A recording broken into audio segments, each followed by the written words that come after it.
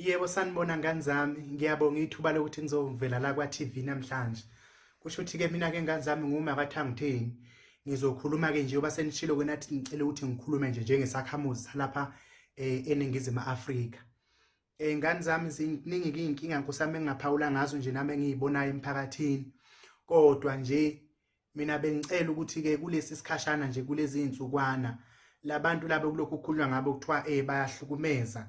Bashaya abantu besifazane, abanye baba babopheki kuthiwe nje hayi hey lo muntu lona uhlukumeza umuntu wesifazane wamshaya kodwa nje indaba yokuboshwa kwakhe ingacaci ngenxa yokuthi kuthiwa hey unamandla usomabhizinisi uxhumene kakhulu nosopolitika kabopheki. Ngithi nje mina bonke labo bantu labo nalabo bangakatholakali ukuthi bayayenza lonto abangaziwa bakwenza nje ngale kuvalelekile indongeni emakamerweni beshaya abantu besifazane. Ngithi ngani zami bonke labo bantu labo ake sibathathe nje kulezi insukwana ngoba phela ngithi la eNingizimu Afrika singabantu bobuntu sakhuliswa nje ngobuntu. Ake sibathathe labo bantu ke sibenzele ubuntu singabaphendula mahadla. Ake sibenzele nje izinto ezinhle mhlawumbe ingqondo zabo izovuleka. Ake sibathathe nje kulezi insukwana sibayise lapha emathaveni, ayikho indawo engenawo ithaveni lapha eNingizimu Afrika. Umgwaqo nje nesiqiniseko sokuthi ithaveni ikhona.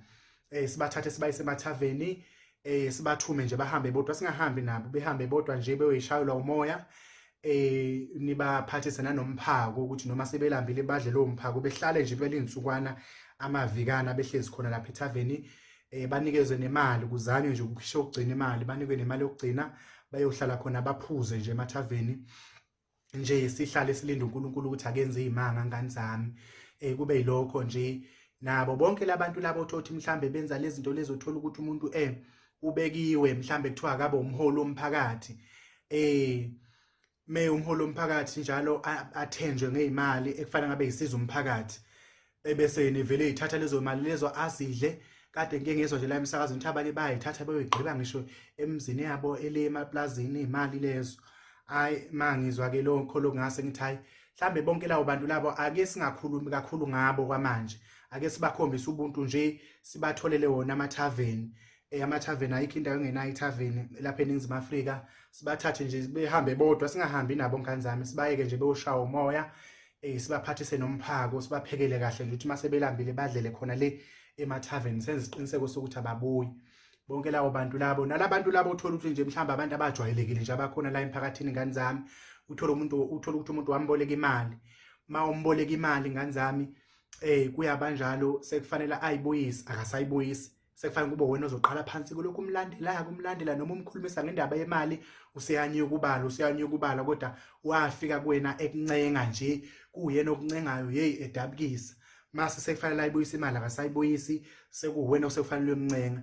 Ngithi nalabo bantu ngani zami singalokho sibakhuluma kabe silokhu sibaposta la enkundleni zokuxhumana asivele nje sibanikeze enye imali bethi besaqala ukuthi hawu banginike imali manje ngoba ngisakweleta. Uthi hayi cha ngenza nje ubuntu. Ngithi hambile lapha ethaveni uthenge bonke utshwala obucabangayo, uthenge obani ohemkhekheni, uthenge zonke utshwala lobu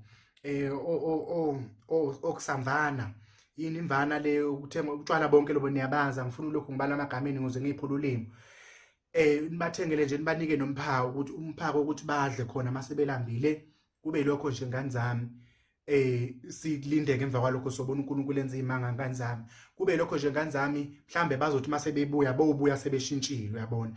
Ngisho lokho mangithi silindele uNkulunkulu enza izimanga. Yilokho nje ngani zami ngiyabonga ukuthi ngivele la kwa-TV kuzovela endabeni zika 7 angithi ngani zami. Ngiyabonga ke.